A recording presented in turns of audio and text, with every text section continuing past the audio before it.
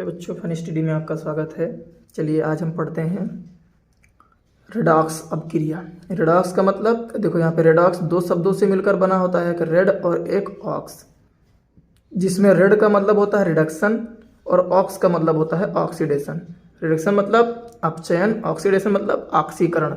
अपचयन में क्या होता है, ऑक्सीजन का निकलना अपचयन कहलाता है, और ऑक्सीडेशन में ऑक्सीजन का जुड़ना ऑक्सीकरण कहलाता है। इसमें और चीज़ और समझ लो कि हाइड्रोजन का जुड़ना अपचयन, हाइड्रोजन का निकलना ऑक्सीकरण। ठीक, चलिए इसके बारे में पढ़ते हैं। इसके क्रिया क्या होती है इसके समझेंगे। इसको कई नाम से देखो, एक रेडॉक्स हो गया, अपचय हो गया, अपचयन और उपचयन अपक्रिया, तीन नाम हो गए। देखो, ऐसी रासायनिक अपक्रिया जिसमें ऑक्सीकरण व अपचयन एक साथ होते हैं, ऐसी रासायनिक अपक्रिया जिसमें ऑक्सीकरण अपचयन दोनों क्या हो, एक साथ हो, ऑक्सीकरण अपचयन या रेडॉक्स अपक्रिया कहलाती है। इसको अपचोपचय नाम से भी जानते हैं। देखो एग्जाम्पल मैंने दिया, जिंक ऑक्साइड और कार्बन लिया। क्या लिया? जिंक ऑक्साइड और कार्बन लिया, तो यहाँ पे क्या बना, जेडन बना और कार्बन मोनोऑक्साइड बना।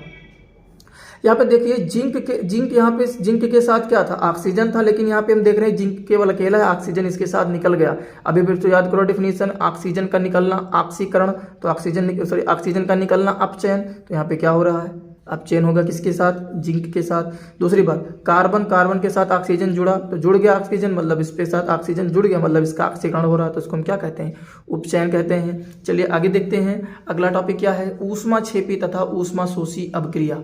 अब यहाँ से ऊष्मा छेपी और ऊष्मा शोषी क्या होता है, चलिए देख लीजिए कि ऊष्मा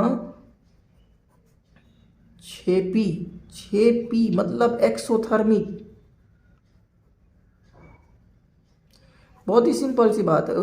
ऊष्मा छेपी क्या होता है, बहुत ही आसान सा शब्दों में, ऐसी रासायनिक अपक्रिया जिसमें अपक्रिया के साथ साथ ऊष्मा का उत्सर्जन हो। ऐसी रासायनिक अपक्रिया जिसमें क्या करना है, ऐसी रासायनिक अपक्रिया जिसमें अपक्रिया के साथ साथ क्या हो, ऊष्मा भी उत्सर्जित हो या ऊष्मा निकलती है, उसको हम क्या कहते हैं, ऊष्मा छेपी अपक्रिया कहते हैं। इसकी डेफिनेशन लिख लीजिए,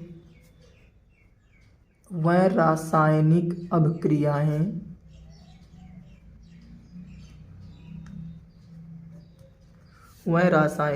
अपक्रियाएं जिनमें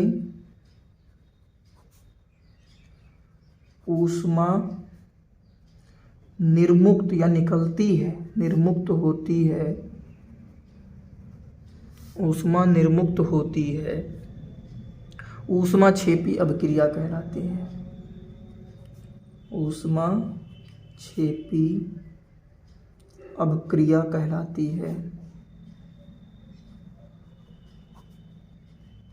समझो इसे अच्छे से, वह रासायनिक अपक्रियाएं जिसमें ऊष्मा निर्मुक्त होती है, ऊष्मा निकलती है, तो उसको हम क्या कहते हैं, ऊष्मा छेपी अपक्रिया कहते हैं। ऊष्मा का मतलब बेटा हीट, जैसे हम लोग देखो, दिमाग लगाओ, कोयला का नाम सुने हो, कोयले को जलाते हो, यानी कोयला किससे क्रिया किया, आग से। आग का मतलब ऑक्सीजन से क्रिया किया। ऑक्सीजन से क्रिया करने के बाद में हम देखते हैं कि कोयला जलता है, जलने के साथ साथ उसमें से हीट हमको मिलता है, यानी ऊष्मा हमको मिलती है। तो जब ऊष्मा हमको मिल रहा है तो इसमें कौन सी क्रिया होगी, ऊष्मा छेपी अपक्रिया होगी। मतलब अपक्रिया के साथ साथ हमको ऊष्मा भी मिले। जैसे मैं यहाँ पे एग्जांपल देता हूँ, सी, यहाँ पे केवल सी लिखा, मतलब एक ग्रेफाइट है, ग्रेफाइट, और किससे किया, ऑक्सीजन यानी ऑक्स से क्रिया किया, एक गैस है समझ लो, तीर लगाया तो CO2 बना। CO2 जानते ही हो, ये भी गैस होता है, कार्बन डाइऑक्साइड। प्लस हमको कैलोरी ऊर्जा मिलती है, कितना, 94 किलो कैलोरी ऊर्जा मिलती है, 94 किलो कैलोरी ऊर्जा मिलती है। मतलब यहाँ पे क्या हो रहा है, ऊष्मा हमको मिल रही है, ऊष्मा हमको क्या हो रहा है, मिल रहा है। तो ऊष्मा जब मिलेगा तो ऊष्मा मिलेगा, ऊष्मा छेपी अपक्रिया। ऐसी रासायनिक अपक्रिया जिनमें ऊष्मा निर्मुक्त होती है, ऊष्मा छेपी अपक्रिया कहलाती है। चलिए आगे देखते हैं, ऊष्मा शोषी, इसका दूसरा पार्ट क्या है, ऊष्मा शोषी।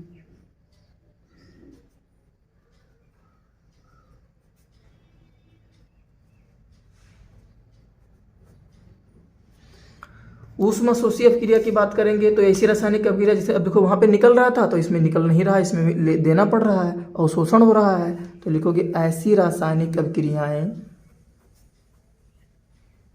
नोट्स आप लोग बना के रखिएगा, नोट बहुत ही इंपॉर्टेंट आएंगे। ऐसी रासायनिक अपक्रियाएं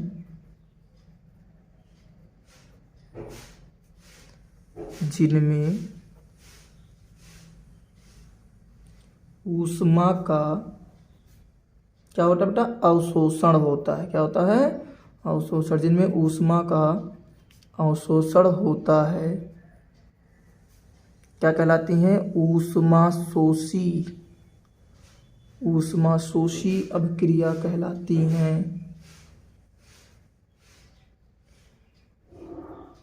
ऊष्माशोषी अभिक्रिया कहलाती हैं। बहुत ही सिंपल सी चीज़ है। एग्जाम्पल लेते हैं, देखिए N2 यानी नाइट्रोजन और ऑक्सीजन। नाइट्रोजन तो ऐसे ठंडा है, जब इसको क्रिया कराओगे तो इसमें ऊष्मा देनी पड़ेगी। अब ये करोगे तो क्या बनेगा? Nitrogen oxide. क्या बनता है? Nitric oxide 2NO। 2NO बना और माइनस 45 किलो कैलोरी ऊर्जा या किलो कैलोरी ऊष्मा हमको देना पड़ गया। तो मतलब ऐसी रासायनिक अभिक्रिया जिनमें ऊष्मा का क्या होता है? अवशोषण होता है, ऊष्माशोषी अभिक्रिया कहलाती हैं। समझ लो, जैसे क्या होता है, चाय बना रहे हो, चाय बनाने के साथ साथ आपको नीचे से हीट देना पड़ रहा है, गर्म करते हो तभी चाय पकती है, अदरवाइज चाय नहीं पकेगी। तो इसका मतलब ये हो रहा है इसमें ऊष्मा का अवशोषण हो रहा है। ठीक, तो यहाँ से निष्कर्ष क्या निकला कि अगर ऊष्मा का अवशोषण यानी ऊष्मा मिले तो ऊष्मा छेपी, ऊष्मा ना मिले यानी ऊष्मा हमको देना पड़े यानी उसका अवशोषण हो तो ऊष्माशोषी अभिक्रिया। चलिए अब इन यहाँ पे ऑक्सीकरण के दैनिक जीवन पर, ऑक्सीकरण अभिक्रिया का दैनिक जीवन पर प्रभाव है। दैनिक जीवन प्रभाव में दो चीज़ आपके लिए बहुत इंपॉर्टेंट है, ये यहाँ से इम्पॉर्टेंट टॉपिक रहेगा। एक का नाम है संक्षारण, संक्षारण कोरिजन। लोहे पर जंग लगना, चांदी की परत पर काली परत का जमना, पायलों में जम जाता है। अक्सर करके देखो महिलाएं जब पायल पहनती हैं, पायल में अक्सर करके कुछ दिन ज़्यादा पहनेंगी तो उसमें काली परत जमी रहेगी। तो वह क्यों होता है, काहे होता है, इसके बारे में हम पढ़ते हैं। चलिए संक्षारण क्या होता है इसके बारे में जान। संक्षारण, सन मतलब साथ में, क्षरण मतलब खराब करना, साथ में ही उसको खराब करते चलते हैं। चलिए देखते हैं क्या होता है। वह अभिक्रिया बहुत ही सिंपल सी चीज़ है। वह अभिक्रिया, चाहे इसको क्रिया कह दो चाहे प्रक्रम कह दो, वह क्रिया जिसमें, वह अभिक्रिया जिसमें धातु, अब भाई क्षरण होगा तो धातु का होगा, वायु, वायु में ऑक्सीजन जो होता है, वायु की ऑक्सीजन और उसके साथ साथ नमी है ना, से धीमी अभिक्रिया द्वारा, धीमी मतलब बहुत स्लो प्रोसेस करता है, धीमी अभिक्रिया द्वारा, धीमी अभिक्रिया द्वारा। देखिए वह अभिक्रिया जिसमें धातु, वायु की ऑक्सीजन, नमी, नमी से धीमी अभिक्रिया द्वारा, धीमी अभिक्रिया द्वारा धीरे धीरे नष्ट होती जाती है, धीरे धीरे नष्ट होती जाती है, तो वो क्या कहलाती है? संक्षारण कहलाती है। बहुत ही सिंपल वर्डों में बेटा संक्षारण कहलाती है। समझ लो एक बार फिर से, संक्षारण कहलाती है वह अभिक्रिया जिसमें धातु, वायु की ऑक्सीजन, नमी से धीरे धीरे यानी अभिक्रिया करके और धीरे धीरे क्या होती है? नष्ट होती जाती है। क्या कहलाती है? संक्षारण कहलाती है। एग्जाम्पल आपको मैं दे दूं, उदाहरण, लोहे पर जंग लगना, गांव में इसको मूर्छा के नाम से कहते हैं, लोहे पर जंग लगना और चांदी के आभूषण पर काली परत का जमना,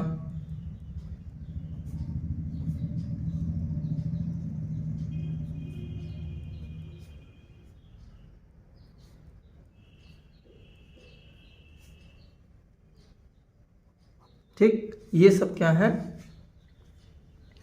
संक्षारण के एग्जाम्पल हैं। लोहे पर जंग लगना देखते भी हो भाई। और अब इसको उपाय क्या, संक्षारण से कैसे बचा जा सकता है? संक्षारण के उपाय, संक्षारण से बचने के उपाय इस तरह से लिखो।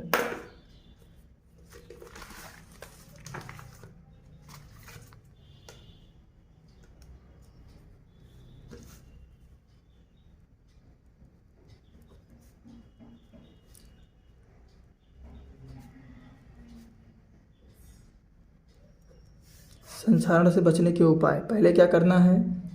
धातुओं पर पेंट करना। देखो लोहे की वस्तुओं पर अगर जैसे ज़्यादा जंग लगता है तो हम क्या करते हैं? उसकी पॉलिश करते हैं, उस पर पेंट कर देते हैं। ठीक, और चीज़ क्या करते हैं? ग्रीस यूज करते हैं, ग्रीस लगा देते हैं जिससे कटने से बच जाते हैं, ग्रीस लगाना। ठीक, ये सब क्या होता है? उस पर जल्दी से जल्दी संक्षारण मतलब उसका होने नहीं देता है। बहुत ही सिंपल सी चीज़ है। धातुओं पर पेंट करना, लोहे की वस्तुओं पर पेंट करना, गैल्वेनीकरण जिसको कहते हो, ग्रीस लगाना। ठीक, अब दूसरी बात क्या पढ़ते हैं, एक और इम्पॉर्टेंट इसी में था, एक वो इम्पॉर्टेंट था, एक दूसरा इम्पॉर्टेंट है, बहुत बार पूछे गए हैं जब से NCERT पैटर्न में आया तब से पूछा गया। दूसरा है विकृत गंधिता।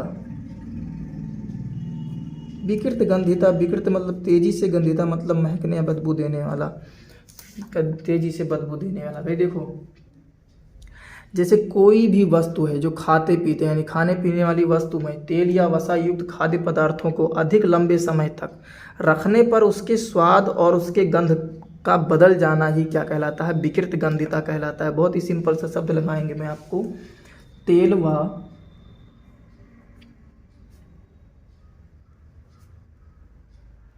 वसा युक्त पदार्थों को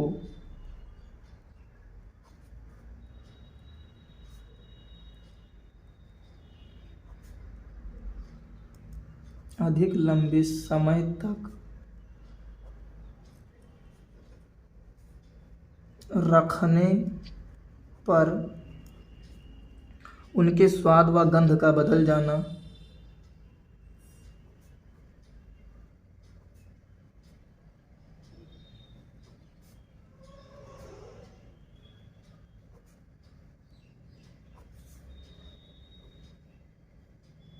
विकृत गंधिता कहलाता है।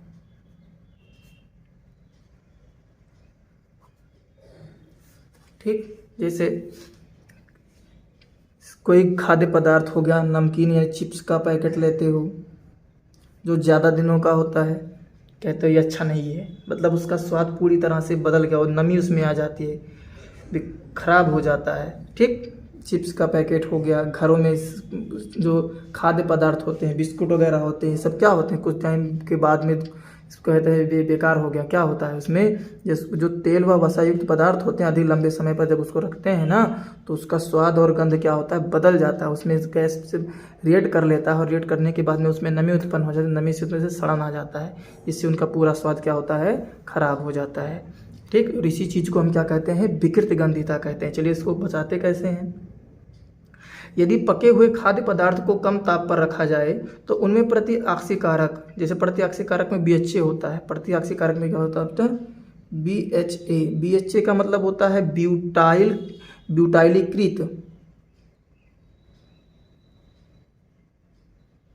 ब्यूटाइलीकृत हाइड्रोक्सी एनीसॉल